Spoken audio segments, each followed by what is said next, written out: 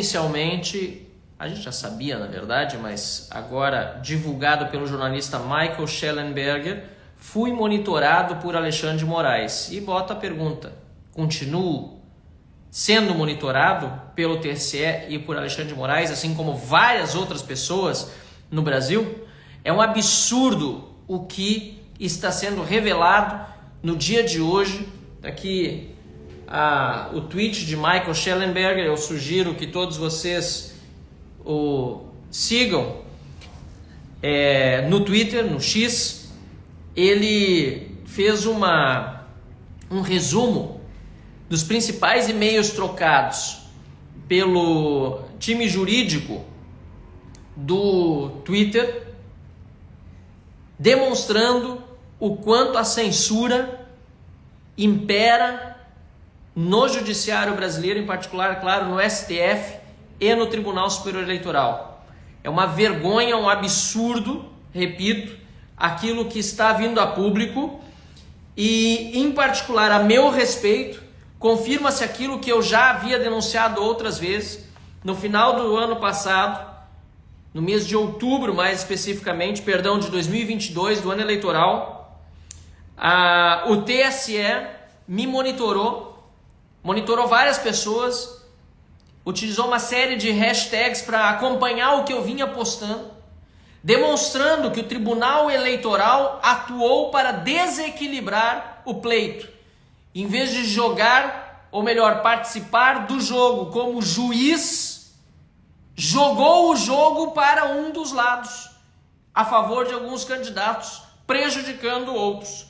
O que está sendo revelado é um absurdo.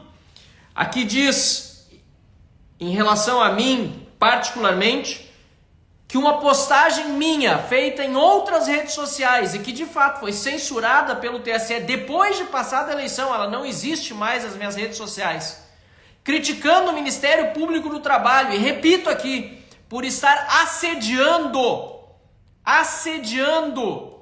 empresários no Rio Grande do Sul, impedindo que exercesse o seu direito de falar sobre as consequências para os seus funcionários do voto no candidato A e do voto no candidato B, assediando, ameaçando impor multas. Esse meu vídeo, que foi publicado em várias redes, Instagram, YouTube, Facebook, foi censurado depois de passar o segundo turno pelo TSE, mas no Twitter, ou X, não podia ser censurado porque eu não postei no X essa manifestação, esse vídeo simplesmente não foi ao ar lá, e é o que o time jurídico diz. Eu vou ler aqui, já traduzindo para o português, o que está escrito aqui. Nós recebemos, no caso o Twitter, isso num e-mail do time jurídico do Twitter. Nós recebemos uma ordem judicial do TSE para que esta conta verificada, no caso a minha, retirasse do ar dentro de 1 hora, sob a penalidade de R$150 mil por hora, se não fosse cumprida a decisão, um determinado conteúdo sem fazer referência ao link, ao URL. Porque supostamente este usuário, no caso eu, teria utilizado o seu perfil nas redes sociais para postar notícias falsas e fomentar a rejeição ao sistema eleitoral e aos resultados eleitorais. Um absurdo que eu nunca fiz. Mas essa foi a acusação da corte, que me monitorava durante o processo eleitoral por meio de hashtags específicas. Isso é coisa de polícia política. E só estou falando dessa forma de novo, indignado, porque eu já falei no passado, mas estou repetindo agora porque veio a público por meio desse post do Michael Shellenberger. Pois bem, olha a resposta, continuo lendo, já traduzindo, a resposta do time jurídico do Twitter. Nós apresentamos uma resposta à corte mencionando que não foi indicado nenhum link e, portanto, não há como nós cumprirmos a ordem judicial. Nem o Estado funciona direito no Brasil e o TSE, pelo visto, Funciona muito mal até para cumprir ordens abusivas e inconstitucionais, ou melhor, para exigir o cumprimento de ordens abusivas e inconstitucionais, porque nem o link mandaram, até porque o link não existia. Segundo, a própria corte indicou que o conteúdo do usuário não foi compartilhado no Twitter, ou seja, a corte pediu para retirar um conteúdo sem indicar o link, mas mencionando no próprio pedido que eu não havia publicado no Twitter. Olha que coisa mais maluca, coisa de Kafka. Não havia publicado no Twitter aquele conteúdo. É rir para não chorar. Terceiro ponto. Se houver qualquer conteúdo a ser removido, o próprio usuário pode tomar as medidas necessárias, já que sua conta é verificada e a corte conhece a sua identidade. O que eles querem dizer com isso? A corte não deveria estar pedindo para o Twitter para tirar o meu conteúdo. Isso é censura sobre o Twitter. Deveria ter mandado para mim. Eu fiquei sabendo isso só depois. E sabe como eu fiquei sabendo? Por acaso. Porque o YouTube, não foi nem o Twitter, o YouTube me mandou um e-mail informando da decisão judicial que eu não conhecia. Não fui chamado a me defender. Nada. Fiquei sabendo depois que o YouTube já tinha recebido a ordem para remover o conteúdo. E pior, quando tentei constituir advogado, levou meses. Inclusive, e fiz críticas à época, com a omissão da Ordem dos Advogados do Brasil, a quem eu havia pedido ajuda para que eu pudesse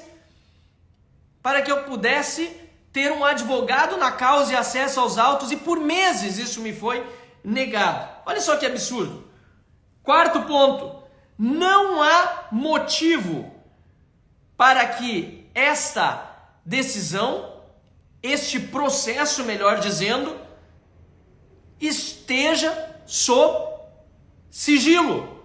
Diz aqui, o próprio Twitter dizia num e-mail ao TSE, e aliás, parabéns ao corpo jurídico do Twitter, que diferentemente de outras empresas, inclusive o Google, foram colaboracionistas em vários momentos, não sei se até hoje, espero que não. Meta também, pelo que nós estamos vendo nesses Twitter Files, colaboraram, segundo o que está escrito neste trabalho investigativo do Michael Shellenberger, em conjunto, aliás, é importante mencionar, também com o David Agape e o Eli Vieira Jr., certo?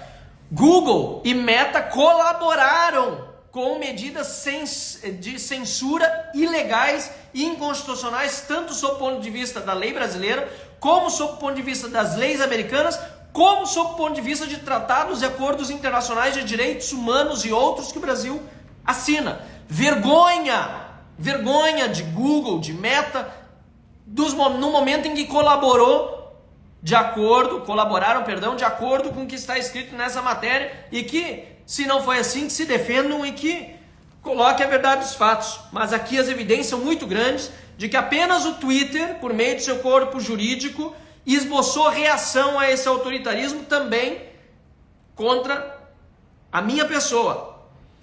E quinto ponto, que o prazo de 1 hora para que a decisão fosse cumprida não deveria mais ser exigido, uma vez que a corte pediu que meu conteúdo fosse tirado das redes, olha só, 4 dias depois do segundo turno eleitoral.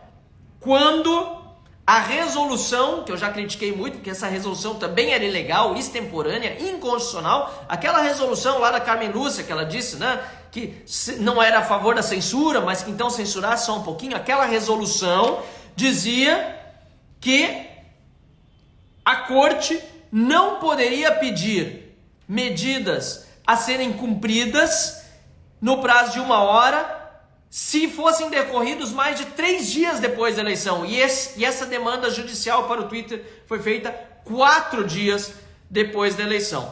E aí conclui esse e-mail dizendo que estavam esperando aí numa resposta do TSE, e não sei se houve resposta ou se o TSE simplesmente ignorou. Gente, não tem como dizer que o Brasil vive uma democracia. Nós vivemos sob um regime de censura, e eu fui, e talvez ainda esteja sendo, aliás, tudo me faz ter a convicção de que continuo sendo monitorado por Alexandre de Moraes, pelo TSE e por aqueles que não são democráticos. São tiranos e são covardes, porque isso contra um político, aliás, democraticamente eleito pelo povo brasileiro, que representa uma parcela importante da população no parlamento, é inadmissível. É inadmissível. Eu tenho direito a falar, a expressar a minha opinião sem ser monitorado por quem quer que seja, muito menos uma corte eleitoral que deve ser árbitro na disputa eleitoral. Vergonhoso, e é por isso que continuo cobrando a instalação da CPI do abuso de autoridade, e estes fatos novos não só consubstanciam a necessidade da CPI do abuso de autoridade, como também agora podem ensejar um novo pedido de CPI, seja na Câmara, seja no Senado, seja em ambas as casas, para tratar especificamente desses crimes que foram cometidos pelo TSE contra a nossa Constituição, contra a nossa lei, que impedem censura prévia, qualquer tipo de mordaça ou de monitoramento. Eu aqui, encerrando essa live nesse momento, só posso expressar o meu mais profundo desprezo por aqueles que atacam a democracia dizendo defendê-la, por aqueles que agem de forma sorrateira e tirânica, fazendo de conta que estão salvando a democracia e o Estado de Direito no Brasil. Vergonhosa atitude de Alexandre de Moraes, presidente do TSE, e de todos que lhe dão guarida. E digo mais uma vez, parece que não há mais ministros do Supremo Tribunal Federal em Brasília. Não há nenhum hoje, nenhum ministro supremo a se pronunciar contra o que Alexandre de Moraes está fazendo. Aliás, contra inclusive juízes que foram mencionados nesse Twitter Files, dêem uma olhadinha, e que foram monitorados também por Alexandre de Moraes por supostamente estarem se excedendo e manifestando-se politicamente no Twitter e, portanto, tiveram suas contas removidas, ou pelo menos foram feitas ordens judiciais nesse sentido, que não sei até que ponto o Twitter realmente cumpriu.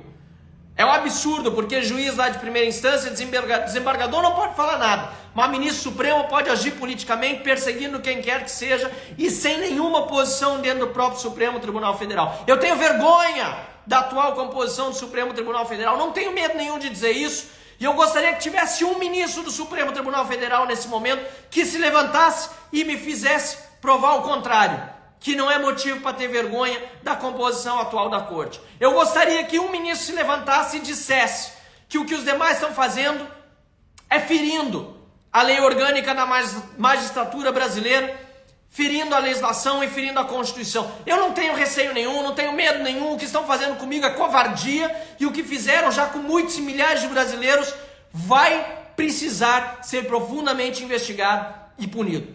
Continuem contando sempre comigo, porque eu não vou me calar, muito antes pelo contrário. Quanto mais me perseguirem, quanto mais for comprovado o que estão fazendo contra mim e contra a democracia, mais eu vou reagir, mais eu vou erguer minha voz e mais eu vou representar o meu eleitor, que quer exatamente isso. Não quer frouxos e não quer covardes, nem na Câmara, nem no Senado da República. De minha parte, podem sempre contar comigo.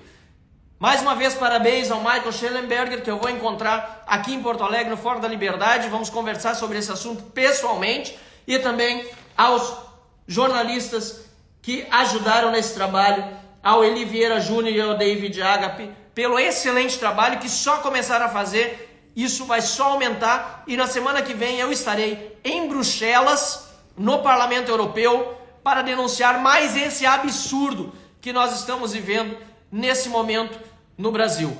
Para concluir, como disse a Lu aqui no comentário, povo nas ruas, precisamos voltar às ruas, precisamos voltar a nos manifestar, porque ditadura só cai com o povo na rua, e nós vamos precisar muito da movimentação do povo brasileiro para derrubar essa verdadeira tirania que hoje se instalou no Brasil. E nas próximas eleições, em 2026, para o Senado da República, eu já tenho dito para todo mundo que eu estou me colocando à disposição do Partido Novo para ser um dos 2 senadores de direita que precisarão ser eleitos aqui no Rio Grande do Sul para aumentar o número de oposicionistas na Câmara, no Senado da República, perdão, e a gente passe a ter uma oposição majoritária para finalmente abrir impeachment de ministros do Supremo Tribunal Federal que não merecem a toga que vestem, porque estão, na verdade, desrespeitando o mandamento legal e constitucional ao agir contra a lei, contra a Constituição e contra a cidadania brasileira. Contem comigo, um abraço a todos e vamos continuar com essa mesma indignação e ímpeto até o final, porque a vitória com certeza vem para aqueles que não desistem e nós não desistiremos.